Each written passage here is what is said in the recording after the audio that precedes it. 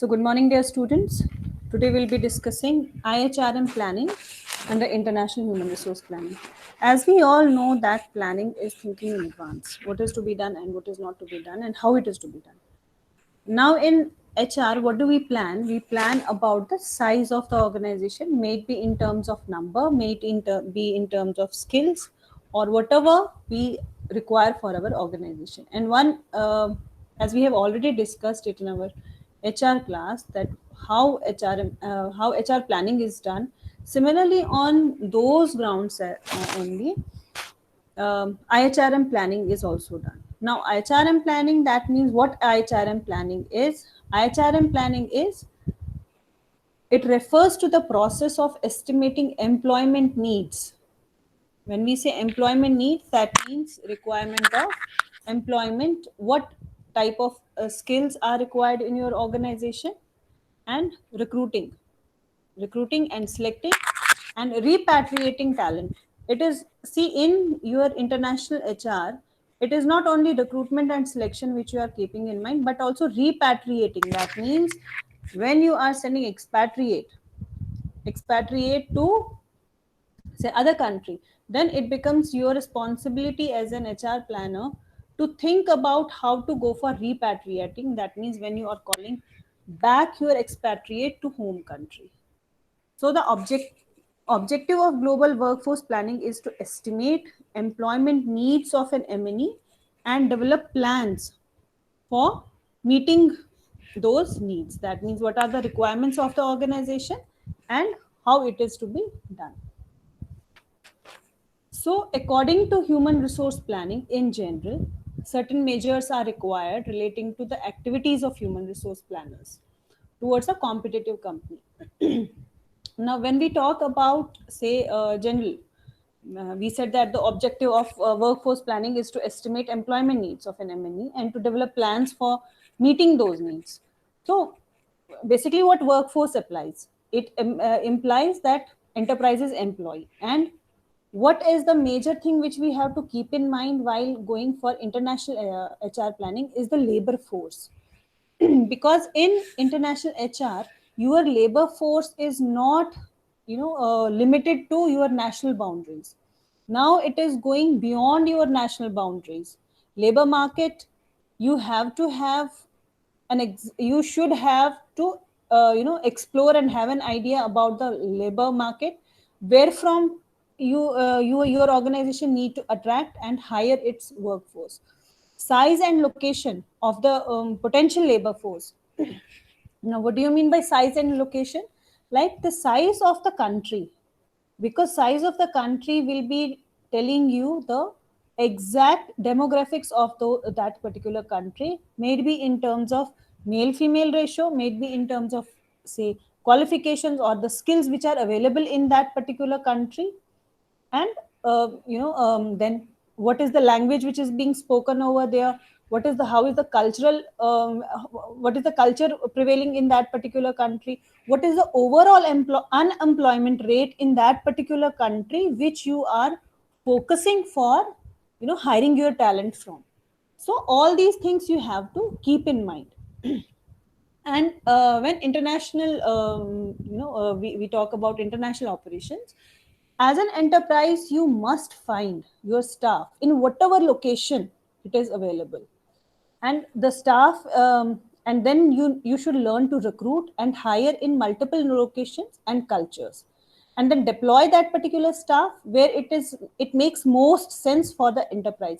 It is not that you just have to fill in the number for the organization, but what you need to do is to identify the location where from you are going to hire it, then from location, that means a particular country, then from that particular country which other countries you need to locate them.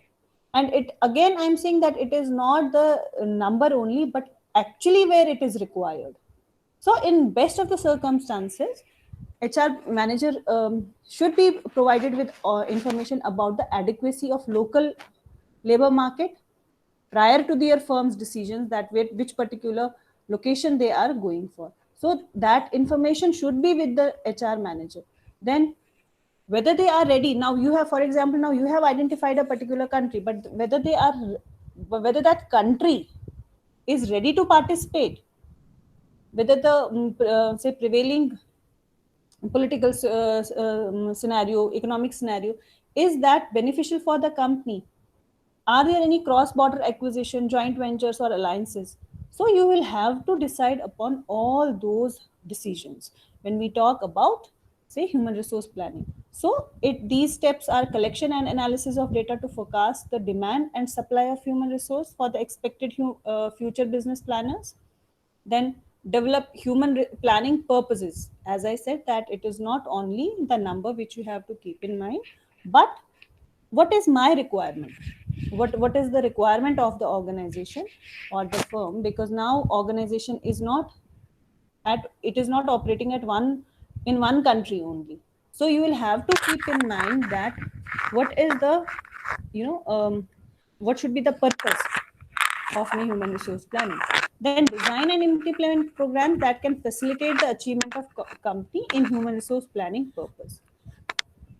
Supervision and evaluate programs that are running.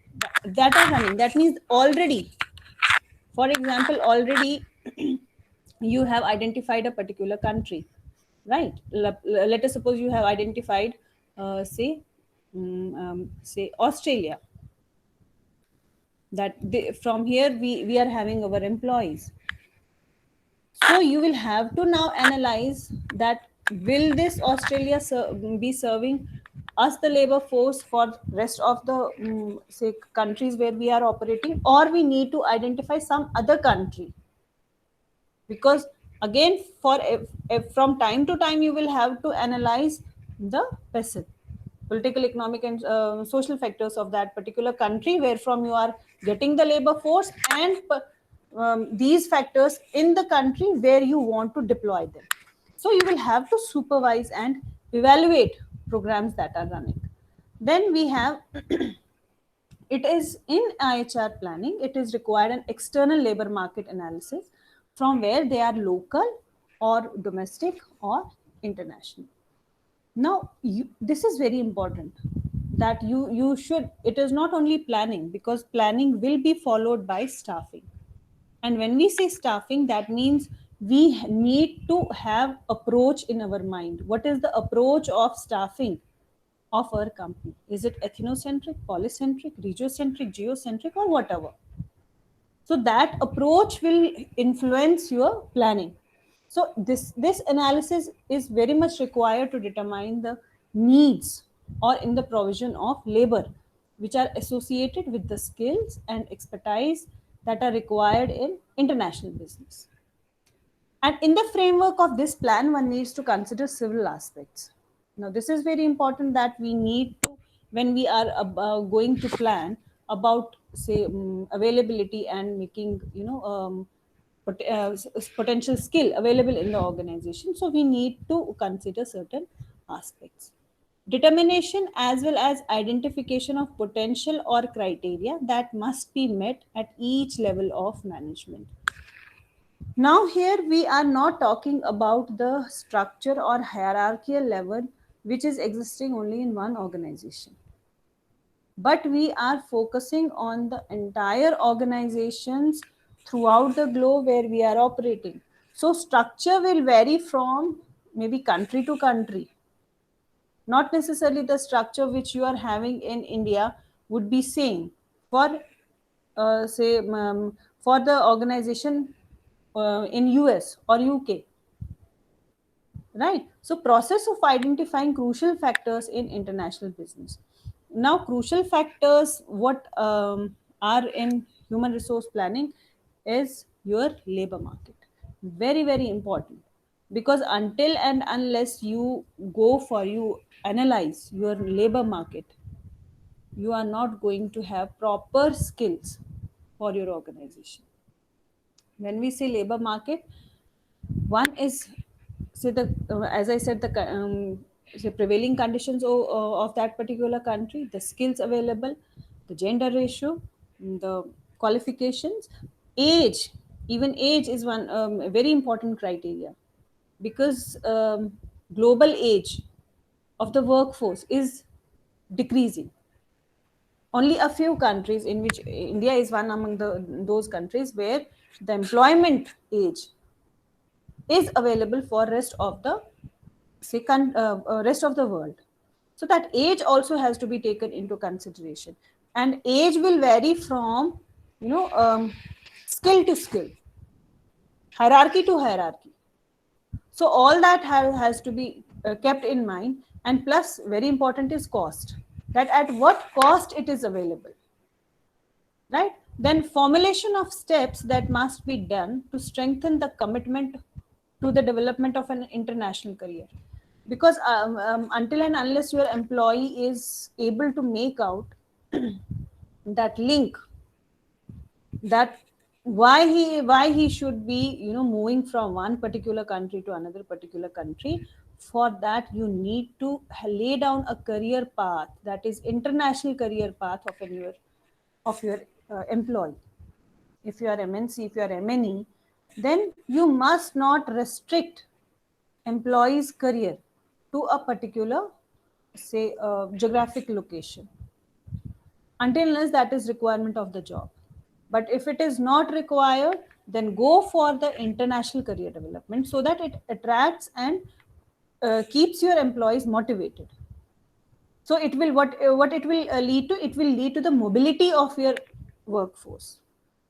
So when employee is motivated, he knows that his career path has been laid down for international assignments, so he'll be more open to accept it, right? So the linking human resource planning by strengthening the skills which are required by the executive using strategic business planning. Now strategic business planning is, because planning will vary from say strategy to strategy. Strategy to strategy means whether it is merger and acquisition, whether it is joint venture, whether it is licensing or FDI. So for all these HR planning at international level will vary. So you must link your HR planning to the strategic business planning. What is required? Because for M&A, your planning would be different. For joint ventures, your planning would be different. And for altogether, if you are going for a new venture in a new geographical location, then planning would be entirely different. Then expansion of opportunities for development, self-development workers. This is linked with this career path, because you need to have opportunities for development of workers. Until and unless your employee realizes it, that it will lead to the self development as well as the organization development, he is not going to accept your international assignments. And if he is not going to accept your international assignments, then your planning and staffing would be very, very difficult. So you need to have a proper expansion of opportunity. That means you have to give them a lucrative offer, which will be wrapped up in the opportunities which are available to your employees, to your existing employees, and to the employees whom you want to attract from other countries. Then distribution of units in the business, which is held by focusing effort on international business goal achievement. Because now we are talking about M&E, and so we are talking about that distribution of units in business held by focusing efforts on international business goal achievement. Now we are not restricting our goal to particular department or particular organization in one geographic, but overall what our company wants to achieve globally, what globally it is targeting to. So that achievement should be fulfilled by the skills which are available, which are made available by HR, say, planner and staffer to the entire organization. Then as we know that HR has to be it has to be effective in planning and employment for an organization with the global workforce. We know when we talk about global workforce, we have 2-3 things which we have to keep in mind. One is very important, forecasting. That means where from actually, what exactly is the number, and what exactly we are in requirement of for an organization. So forecasting that what is the exact number required for our organization. Then supply of employees. Now once you have forecasted, and if you remember, we have various forecasting techniques, right, which we have already discussed in HR planning. So going by that, you have to forecast. Now forecasting is for entire, say, organization at a global level. So you need to forecast using various analytical tools. And then after forecasting, what is important is how to fulfill that requirement. That means supply of employees and the demand for employees.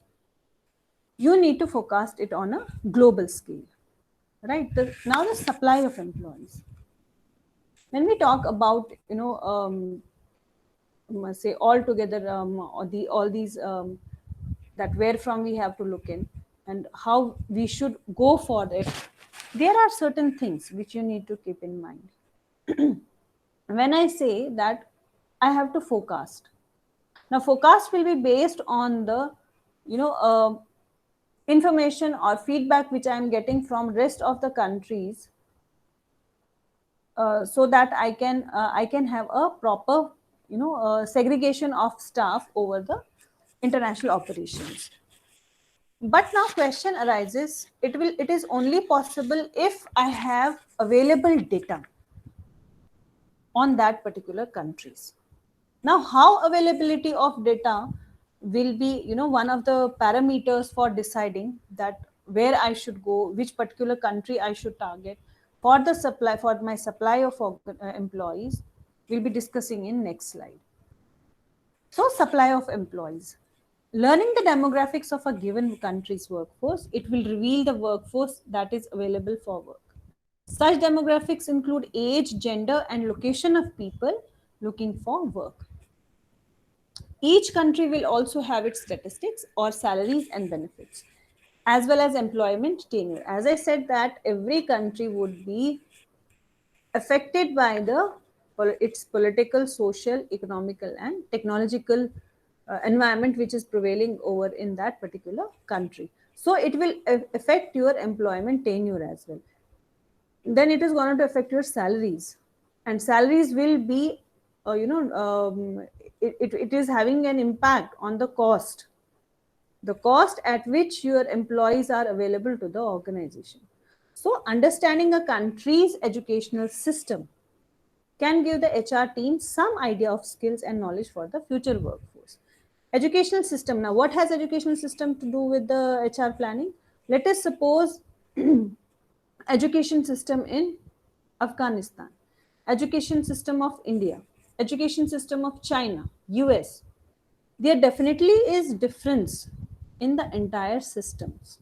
And on the basis of these systems, the skills which are developed in the workforce or in the population of that particular country will vary. So quite possible that in one particular country, you are getting, you are having this labor availability of labor at much cheaper cost as compared to other. But on the same hand, the education, the skills which are available are not required, are not what you are looking forward to. That means you cannot focus on that particular country. So what I mean to say is that when you are shortlisting a particular country for your supply of employees, you will have to keep in mind your everything what is required. Then demand for employees. The need for employees, it comes from each branch of an organization. As I said, that you will be receiving your, for example, your head office is located in UK. So, and you are having operations in India, you are having operations in China or Brazil or Italy or Japan. So all this will be, forwarded to the head office in US. Now they are going to analyze it because they have to assign a budget. Now they will analyze the total head count which will be required in an organization in general, and in a particular geographical location. So headcount has to be kept in mind, and vis-a-vis the budget which it would be allocating to different country for maintaining that size and skill. So the likely need for new employees can be forecasted using information from performance appraisals, training and development needs, and the career plans and level of staff turnover in each branch. That means you'll have to keep in mind all these things. Right. Now, when we talk about, as I said, that there are certain factors which are having impact on your planning, and be apart from say political, social, we have already discussed it a number of times that how political, uh, cultural cultural we have already discussed in length while we were discussing that Hofstede's cultural model, that how it affects and impacts your employees. So all that will have a huge impact on your planning. Apart from political, social, economic, cultural, and technological environment or factors, there are certain barriers. That means which will be hindering your planning. First and foremost is availability of data. When we say availability of data, which data we are talking about?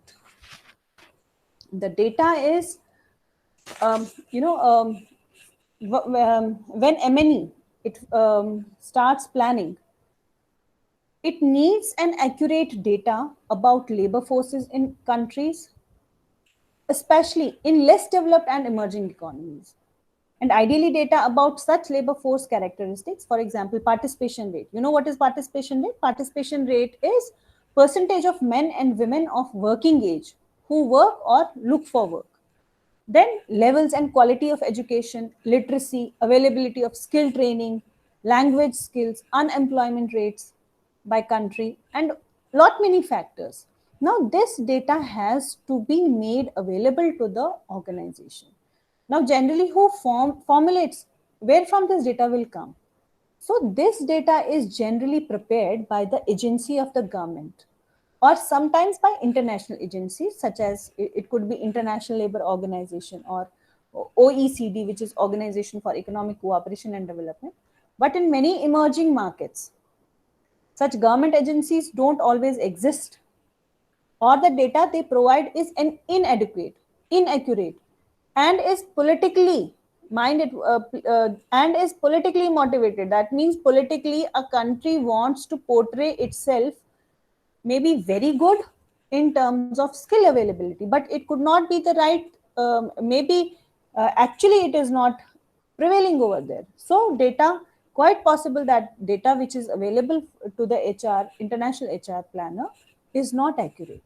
So in any case, they when they are not provided with the data which is required by IHRM departments, or it has to be made accessible, whether the people with the necessary skills and education are available or can be developed in any particular location in numbers may be necessary to staff planned or acquired operations.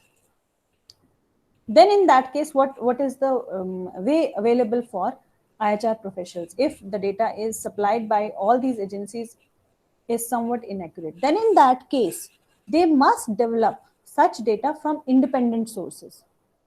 Right now, who are these independent sources? They might be international or local consultancies, right? And often adequate information can be accessed from sources such as local chambers of commerce, maybe embassies, foreign firms that aid foreign companies in local company outsourcing. So there could be lot many sources where from you can get your data about the country or about a particular location.